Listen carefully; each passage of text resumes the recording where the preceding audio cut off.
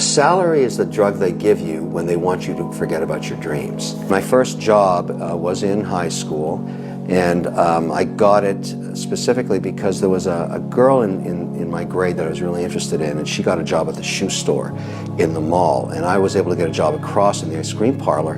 And my plan was, you know, when the mall closed down, we could go out, you know, and hang out together, which was a good plan. And so I told her, look, I got a job across the way. And my first day on the job, I'll never forget it, you know, she was in the window putting in the shoes there. It's a small mall. And I was in this ice cream store scooping ice cream. And when people, you know, my first day, it was owned by a woman, I'll never forget it. She says, look, when people ask you for a sampler, here's a little wooden spoon, give them a little sample. But what happens when that occurs, you know, when people do samples, they take their gum out of their mouth and they throw it on the floor. So all day long, gum was piling up on the floor. Mexican tiles in this place.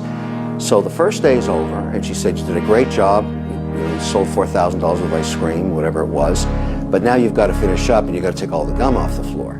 Now, at that moment, the girl I was interested in was looking at me, waiting to see when I was going to walk out of the store. And I realized if I get down on my knees and scrape gum, I'm in trouble here. This is not a good look. I said to her, look, you hired me as a scooper, not a scraper.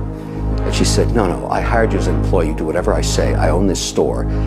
Whatever I say, you're going to do. And I said, I don't think so. If you want to hire somebody to take gum off the floor, that's a different job. If I'd known that, I probably wouldn't take this position. She said, how about this? You're fired. And I went, whoa, what's that mean? She said, it means you get back on your bicycle, go home, don't come back here.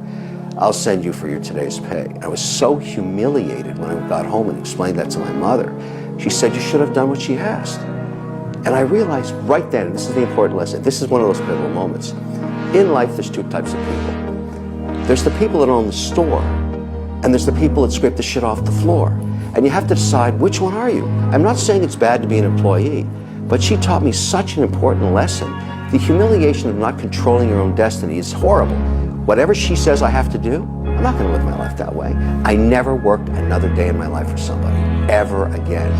Now, decades later, I can afford to bulldoze the whole mall if I